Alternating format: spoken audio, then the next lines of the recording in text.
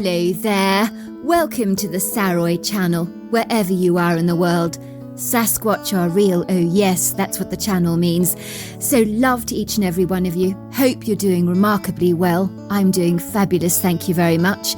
And I've got a fabulous story for you tonight. And also tell me whereabouts in the world you're from, because it's amazing how we can gather together from so many different parts of the globe, as if we were in the same room together. And it certainly feels like that.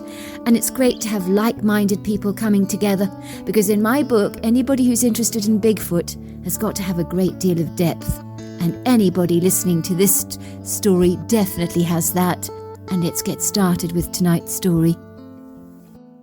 Dear Sarah, and all your lovely listeners. But would it really be so bad? My mother asked me, as we mulled over the movie we'd been enjoying that evening. We loved discussing what we watched together. We would often watch movies on the settee, accompanied by a delicious large bowl of buttered honey and cinnamon-flavoured popcorn, along with large iced glasses of fizzy Mountain Dew, so that you could be forgiven into believing that we were actually at a movie theatre, when in fact we were at home all along in our living room, enjoying the benefits of a massive flat-screen television.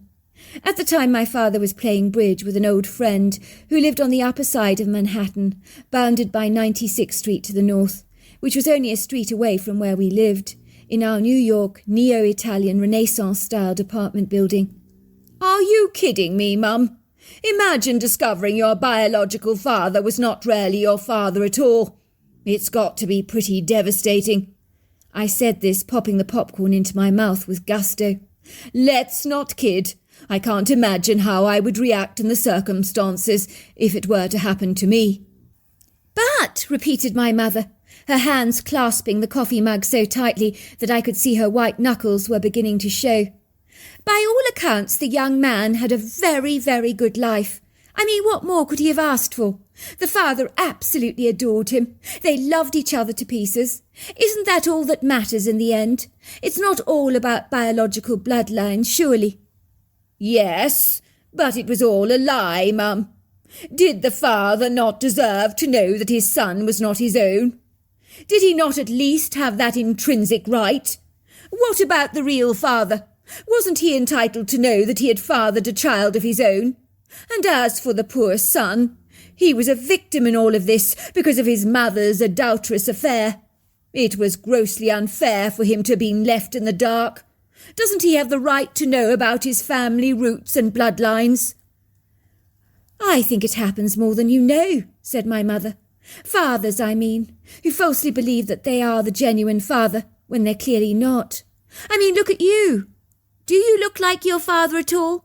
No, you don't, but you're still your father's son." She said this, raising a quizzical, questioning brow. "What are you saying, Mum?"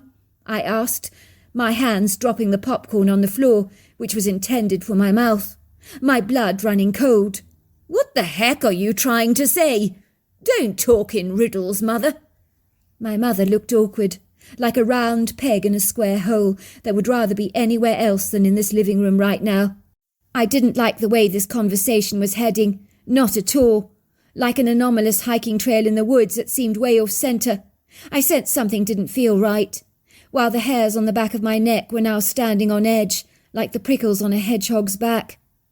"Well, you know the therapist I've been visiting for my anxiety disorder that I've been suffering from for so many years after that dreadful car accident I had in Harlem?"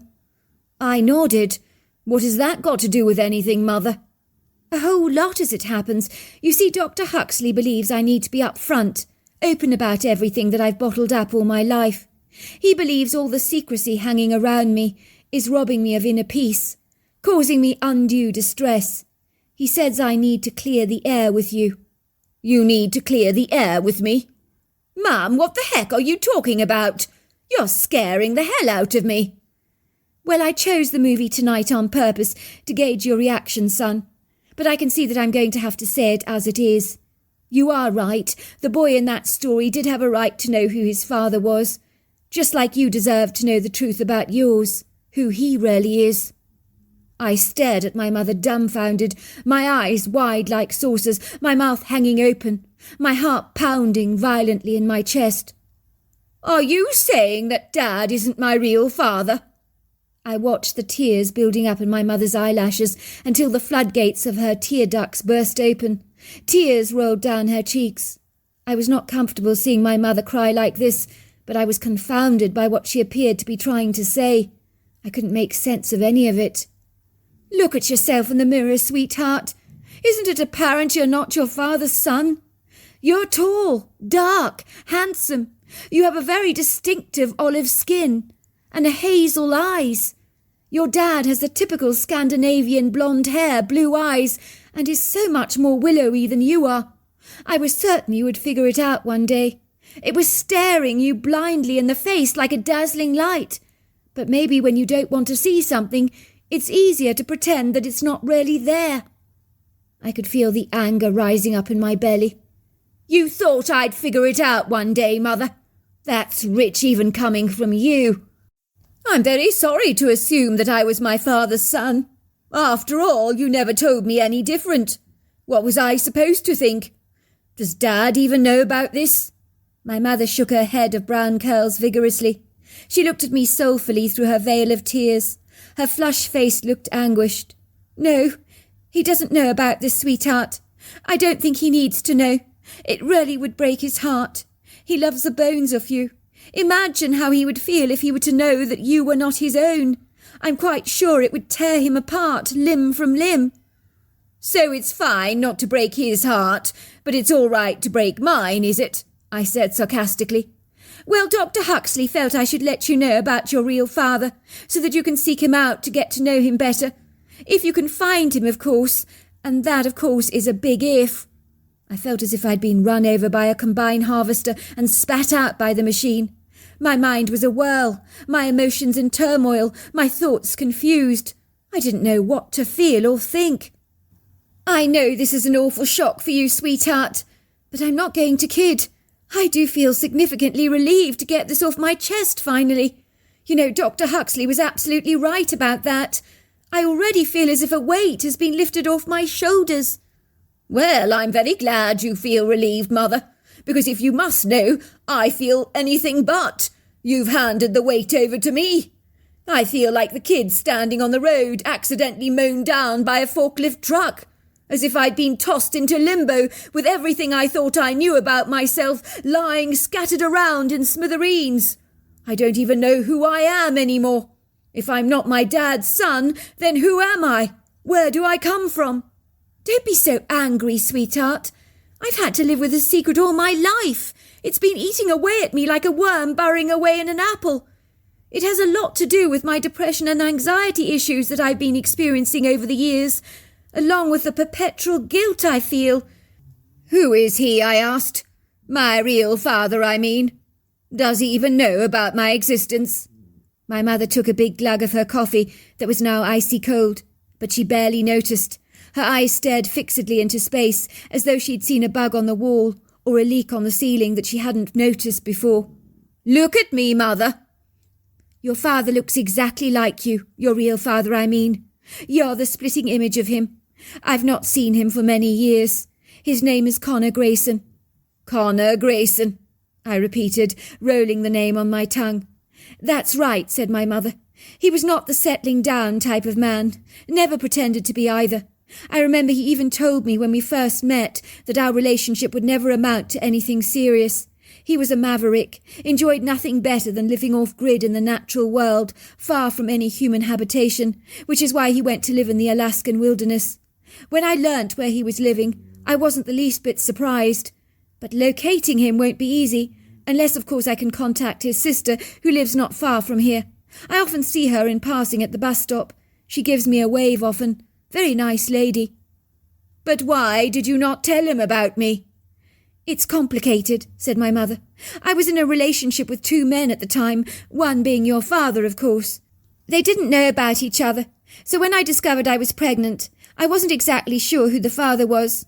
I wasn't a floozy son, never. I just really liked both men at the time. I couldn't decide whom I liked more, so I was stuck between a rock and a hard place, but I knew I had a decision to make, and it was a no-brainer for me. I decided to tell your dad that he had made me pregnant. I knew he was the settling down type. He'd definitely make the better father. Once he knew I was pregnant, he popped the question without hesitation. The rest is history, of course. I wasn't sure an intrepid explorer or adventurer like Connor would react too happily about my being pregnant. He was a lone wolf. If I'd married him, I'd have ended up living off-grid in the middle of nowhere. You know me, son. I love my creature comforts. The idea of living in the sticks with a composting toilet or a smelly outhouse is not my idea of a great time. For a while, maybe, but no, certainly not indefinitely. Connor loved all that sort of stuff. Fishing, hunting, hiking, exploring, growing your own vegetables, living off the land. That was what he was all about. I was much more socially inclined than he was. Long term, we would have never worked out. We both knew it. We had different dreams. So let's get this right. You lied to Dad. You lied to Connor. You lied to both men. No, I finished it with Connor. He didn't know I was pregnant at the time. I told him that this adventuring lifestyle was certainly not for me. He seemed relieved, which really was rather a blow to my self-esteem, but there you go. So I'm right to assume you had a DNA test to establish that I am, in fact, Connor's son? Of course not, sweetheart. I didn't need to do that. You're beginning to sound exactly like Dr. Huxley. He asked me exactly the same thing. You don't need a DNA test, son. Not in a month of Sundays. I just need to look at you and know that you are Connor's boy. There isn't an ounce of your father's Scandinavian blood running in your bones. But I can see Connor's indigenous American roots in your look. It's obvious to see. As you can imagine, my head was spinning in circles, having to assimilate these appalling revelations. Me and my father were like two peas in a pod, with interests in common that had increased over the years, bringing us close together. I regarded my dad as my very best friend in the entire world, and now my mother was forcing me to keep this insidious, dark secret from him. In truth, I wasn't sure that I was even capable of maintaining this duplicitous, guileful charade from my father. But my mother was absolutely right. It would break his heart to learn the truth. For if my feelings were anything to go on, I didn't want my father to experience any of them. My heart felt crushed like an ostrich egg that had been cracked wide open, vulnerable, insecure, uncertain, confused, and exceedingly disorientated. Naturally, I did some research as to the whereabouts of my biological father. I found that he was indeed living off-grid in Alaska, as I had suspected. I found out the details of his location from his sister. My mother occasionally saw her at the bus stop, so it was easy to find out his details. I learnt that she visited him a couple of times a year.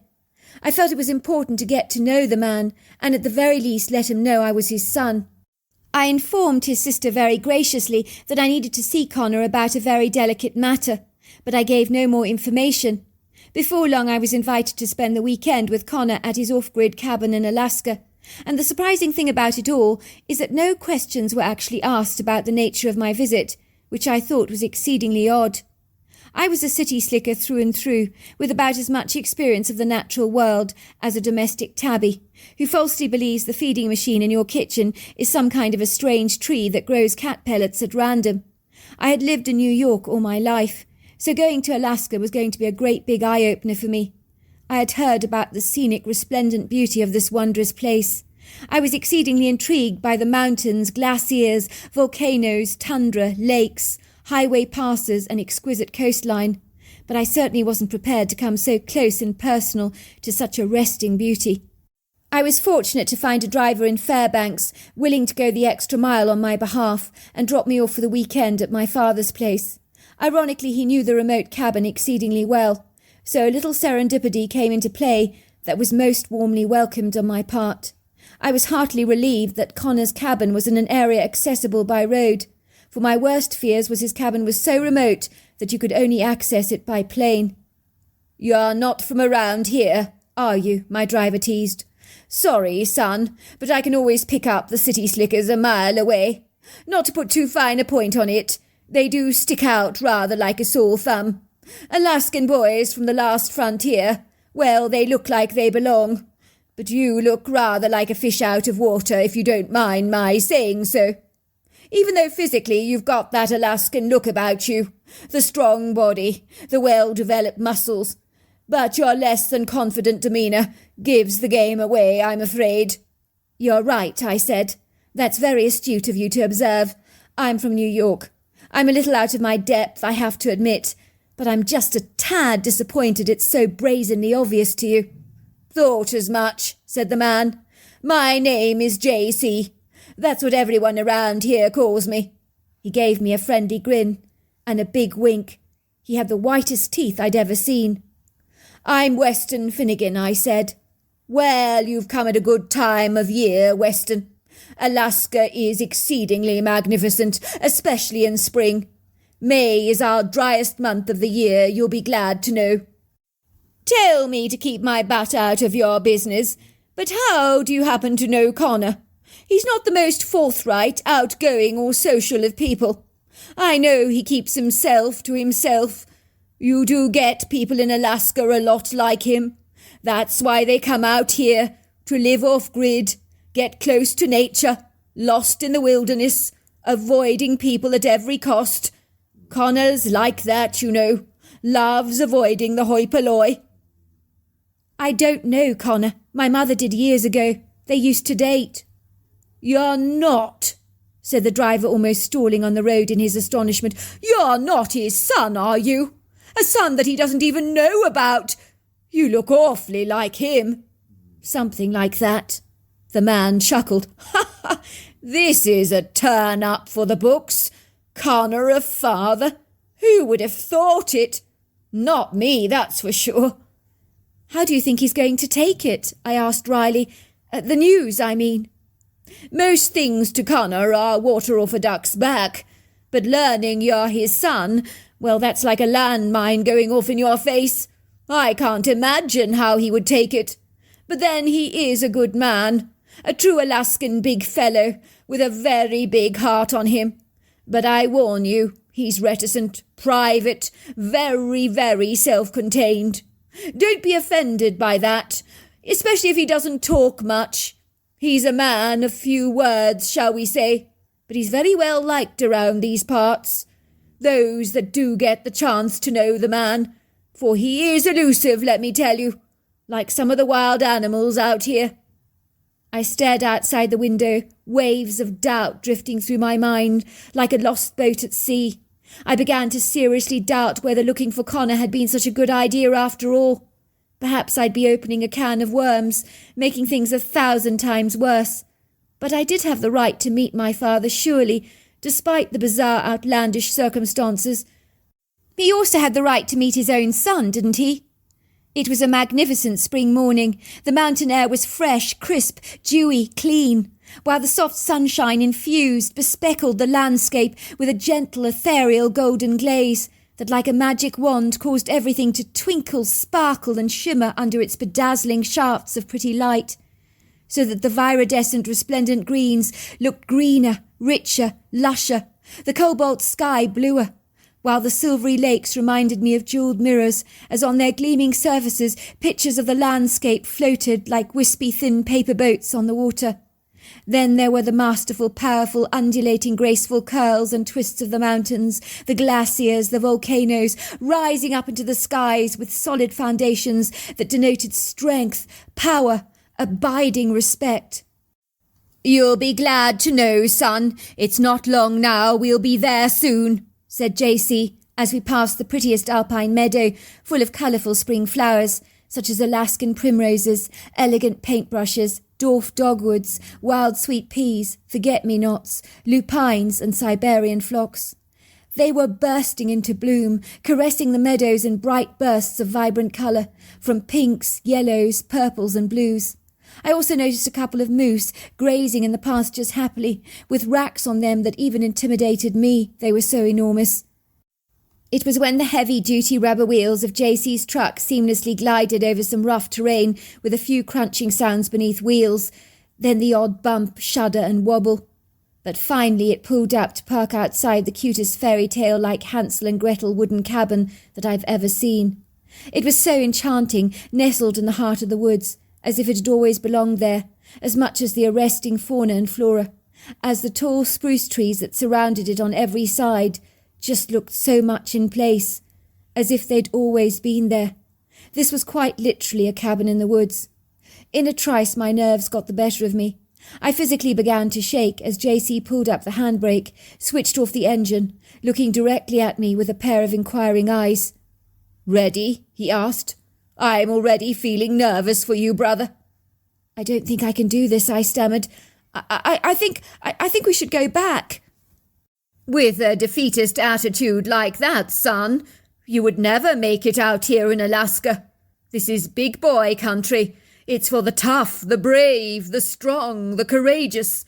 Sometimes in life you have to face your fears head on. Alaskan men, we're good at facing our fears. It runs in our blood. You would do well to learn from the best."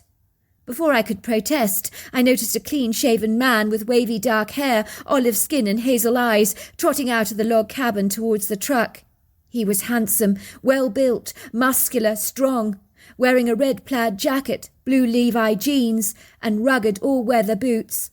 The scariest part of it all was that I could see myself in him, as if I was looking at myself back in the mirror.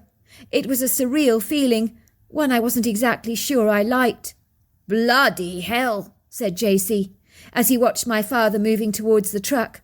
"Knock my cotton socks off. You two are the splitting image of each other. I hadn't realized until now how striking the resemblance is. If your father does not know he has a son, one look at you will affirm he most certainly has. He will know it, believe me, you mark my words, he will." "Hello, JC," said the raspy, warm voice of the man peering at him through the driver's side of the window. "It's been a while." "It has," said JC. "I've brought your guest along with me," he said, indicating to me in the back. As I climbed out of the truck, Connor stared at me. His eyes grew wide, his mouth dropped open, the colour drained from his skin, as if he'd seen a ghost. For a second he never said a thing, but just gave me a brief nod, indicating for me to follow him into the cabin, while he removed my backpack from the truck and brought it indoors for me. He nodded to JC, thanking him for bringing me there, and bid him farewell. I could see JC's mouth the words to me, "Good luck," and then he was gone. Connor indicated for me to take a seat in the kitchen as he busied himself over a gas burner, preparing me a warm cup of tea. For a while he avoided any eye contact with me. His fingers were trembling violently. He seemed nervous and twitchy, almost uncertain about what to do or to say next. "There you go," he said, handing me a mug of tea. "I put 2 sugars in it. We like our sugar here in Alaska. Everything in Alaska has to be sweet." "So what do you think of Alaska?" "It's beautiful," I said, taking a sip of the hot tea, which helped steady my nerves somewhat. "That's a fine way to put it. Beautiful it most certainly is, but beauty also comes with a lot of pain. It's treacherous in this part of the world, especially in the winter months. It's not an easy life by any manner of means, I can assure you." "Well, why would you live out here then?" I asked. "Something in here," said Connor, pointing directly to his heart. "It's hard to explain, really, but I need to be in nature. I need to be with the birds, the bees, the wild animals, the mountains. It makes me feel intrinsically alive. In a city like New York, where my sister lives, well, I would be lost there. Here I'm at peace, content, very happy. I like the way life flows over here. It's smooth, peaceful, cathartic." "I think I get it," I said. "What's your name, boy?" asked the man, his steely eyes now focusing on my face. "Weston Finnegan," I said. "I guessed as much," said the man. "You're Julia's son." "That's right," I stammered. "Me and your mother, we go way back. I met her once at a friend's barbecue in New York, Upper Manhattan, where I was living at the time. Your mother, she stole my heart, shall we say. I fell for her, hook, line and sinker. I was very glad when she ended things between us. As the way things were going, I was seriously beginning to think I could not live without her. I knew there was another man in the picture. Of course, she didn't know I knew all about him, but I did as much as I assume he must have known about me. I don't think your mother could decide between the 2 of us. Should I go for the Boston cream pie or for the Danish pastry? When your mother called off our relationship, shall we say, in my gut, I knew she was pregnant. It was a hunch of mine, a very big hunch, but I figured out she'd decided that I wasn't a keeper. I can't say I blame her, really. She knew I was a wild man.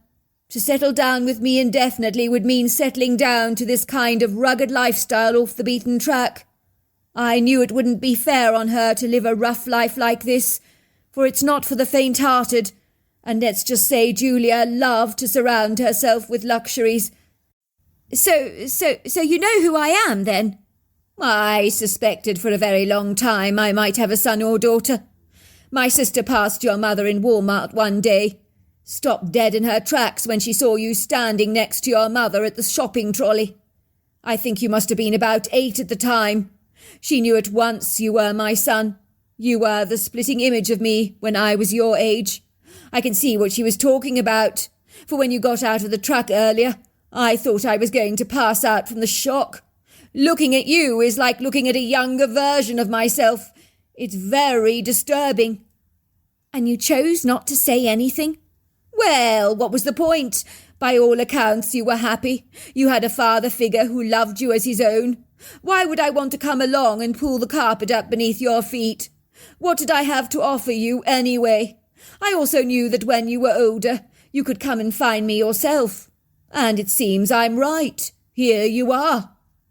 Is that why you didn't ask me any questions when I said I needed to see you about a delicate matter? Yes, I knew it was you. It had to be. I've been expecting you. It's very good to finally meet you, son. My father and I were getting on so well that it was decided I was to spend 2 weeks with him in the wilderness. But it was on the second night of my stay that I was awoken to hear my father talking to someone. I remember thinking it was really odd, because there was no one to talk to out in the remote woods of the Alaskan wilderness, and my father was a man of few words anyway, and it was very unlikely that he would be speaking to himself, so I crept out of the kitchen cautiously and peeked out of the door onto the wraparound porch. And what I saw was so astonishing, I seriously doubted that I was even awake. I had to be dreaming, I thought. This couldn't be real, could it? For sitting there on the floor of the wraparound porch, with his finger dipped into a large jar of peanut butter, was a Bigfoot. As a young boy, I had loved books about Pooh Bear, with his fingers tucked into a jar of honey.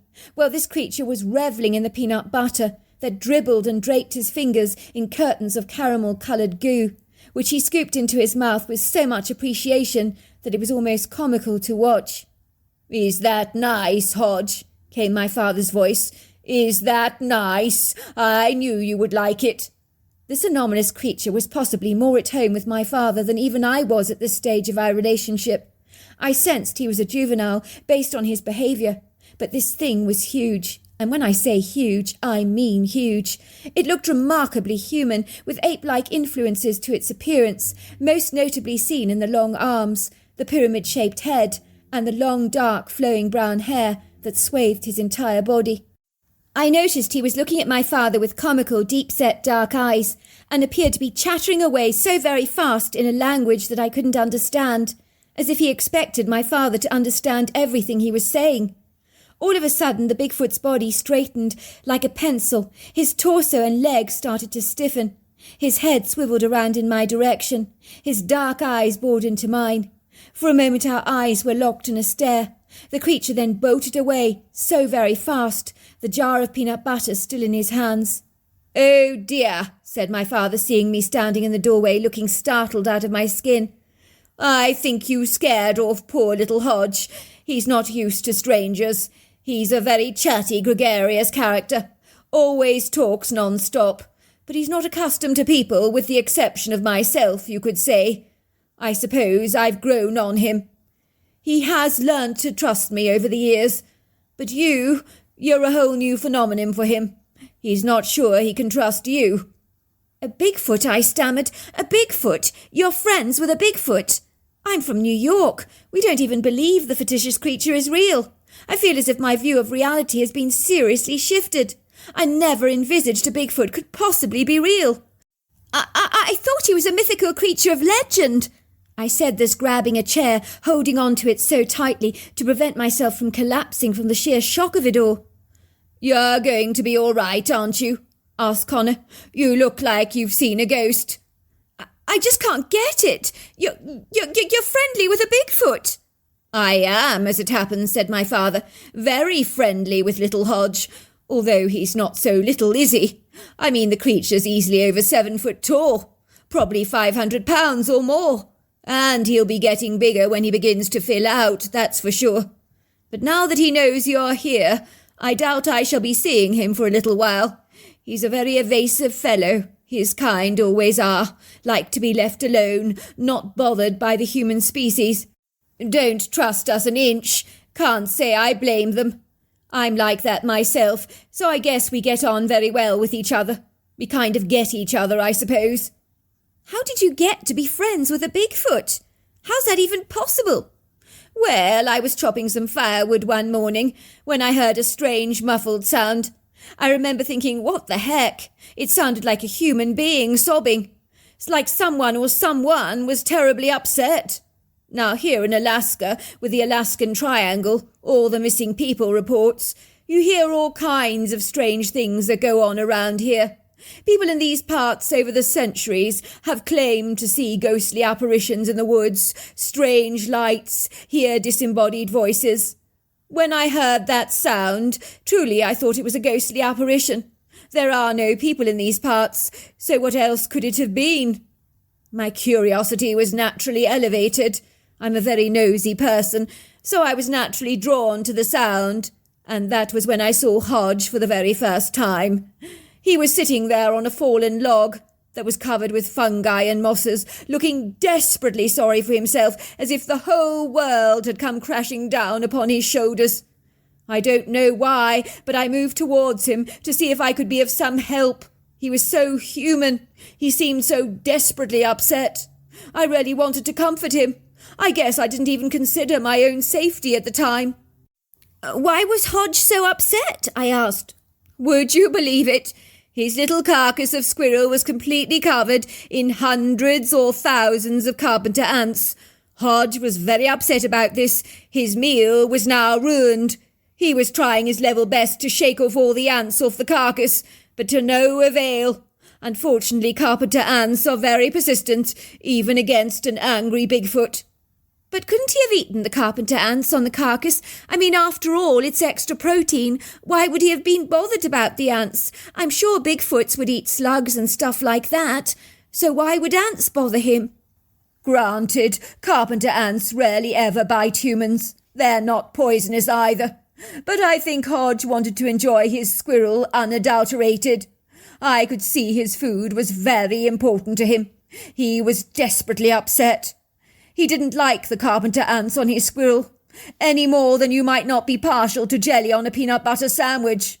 I can't say I blame Hodge. I'm with him on this one.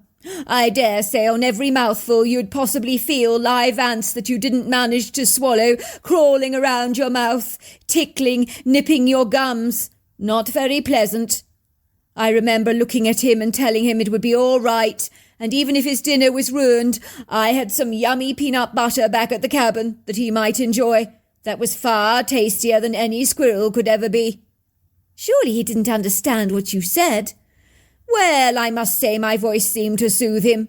I don't think he did understand me, but he did watch me. He was very upset, but I do think I calmed him down. He was so cute at the time, only about 3 foot tall, with the sweetest brown button eyes you've ever seen that melted my heart like chocolate. He was wary of me, but very curious nevertheless. Anyway, he kept a distance from me. So I went back to the cabin. I brought out a jar of peanut butter and another jar of honey. I put them far away from the cabin. I watched him eating the peanut butter. The transformation on his face was priceless, rather like the boy who pulled out an onion from his Christmas stocking, only to discover it had morphed into a dream toy train for him. The jubilant look on his face was just like that. I can assure you that carpenter ant-infested squirrel was far from his mind as he tucked into the peanut butter with so much gusto. He regularly came back for more, day after day, week after week, month after month, until I brought the peanut butter right up to the house. It wasn't long before his wariness faded. He became very used to me. He's a really chatty fellow, loves to talk and talk and talk in a strange language that I don't understand. I'd be blowed if I know what he's actually saying, but boy, does he make me smile. I think he sees me as a friend. Sometimes he brings me a leg of venison or a fish. I've seen his mother around too, but I've only had a very brief sighting of her peeking at me from behind the trees. Bashful, shy, reticent she is, but she has grown partial to the peanut butter, so she's happy about the fringe benefits of Hodge's relationship with me. Otherwise, I'm quite sure she would discourage it. You know, it can get very lonely out here. It's good to have a human-like friend. Hodge is exceedingly human. More human than some people, I know. He's very good company, lots of fun, very intelligent. Do you think there are other people like you, I asked, people who have secret friendships with Bigfoot out here in Alaska? Oh, I'm in no doubt about it. I'm sure there are, but they're not talking. Who can blame them? Possibly all over America, if you want my humble opinion.